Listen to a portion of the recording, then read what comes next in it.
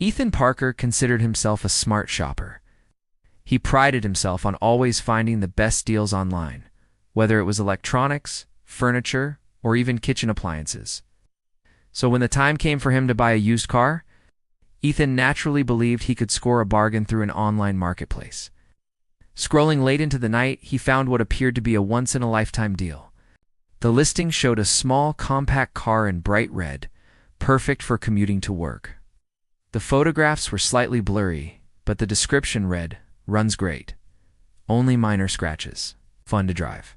The price was less than half of what Ethan expected to pay. He could not resist. After a few quick messages with the seller, who insisted on payment up front, Ethan transferred the money. "This is the smartest purchase I have ever made," he said to himself. He imagined driving to work while saving money, and he felt proud of his decision. The seller promised delivery within the week. On a sunny Saturday morning, a delivery truck pulled up in front of Ethan's apartment building. Ethan's heart raced as he prepared to meet his new car. The delivery driver lowered the ramp, and there it was, a shiny, bright red vehicle. But as Ethan looked closer, his smile faded. The vehicle was not a compact car at all. It was a bumper car, the kind that belonged in a carnival or amusement park, complete with rubber edges, a thick black bumper running all around, and a tall metal pole sticking up from the back where it would normally connect to an overhead electric grid. Ethan blinked in disbelief. "Excuse me," he said to the driver. "There must be some mistake. This is not a car. This is a carnival ride." The driver shrugged. "It has wheels and the address matches. My job is only to deliver." With that, he handed Ethan the paperwork and left. Ethan stood in the street staring at his new car. Neighbors peeked through their curtains. One man walked by with his dog and laughed. "Nice ride, buddy. Taking that to the amusement park?" Embarrassment washed over Ethan. He pulled the bumper car onto the driveway, its tiny frame looking more like a toy than a real vehicle. Oh.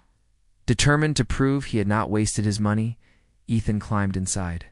The seat was small and stiff, clearly designed for short rides, not daily commutes. There was no ignition, only a simple steering wheel and a metal foot pedal. Of course, without the amusement park's electric floor and ceiling grid, nothing happened when he pressed it. The bumper car was completely useless. That evening, Ethan called the seller's number repeatedly, but every call went straight to voicemail. The messages he sent online went unanswered. He realized he had been tricked. At first, he felt angry. Then he felt foolish. But slowly, a strange sense of humor crept in.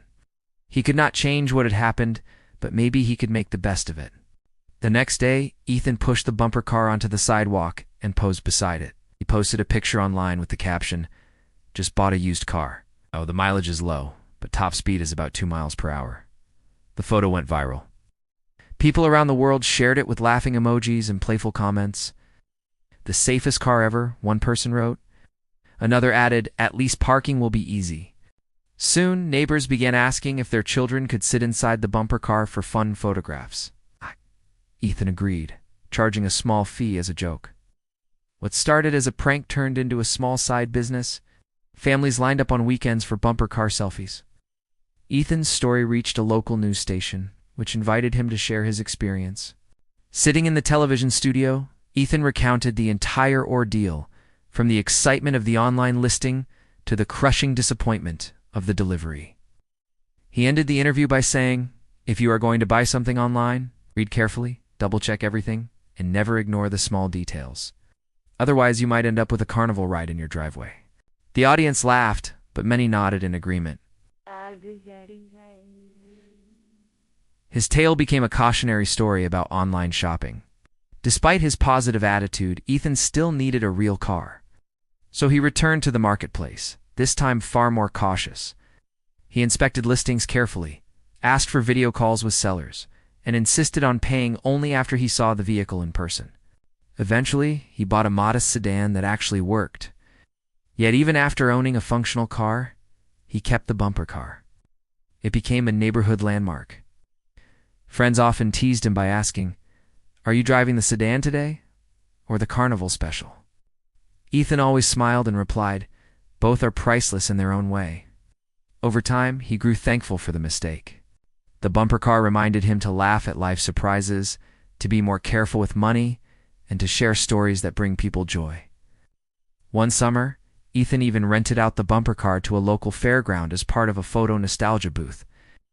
Children climbed in to imagine the rides of the past, while adults laughed about childhood memories. The fairground paid him enough to cover several car payments for his real sedan. What began as an embarrassing scam turned into something unexpectedly positive.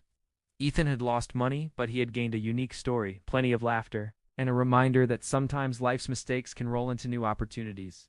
Whenever he passed by his driveway, the bright red bumper car still sat proudly, no longer a symbol of failure, but of resilience and humor. And whenever someone new came to visit, Ethan would gesture toward it and say with a grin, "That is my first car.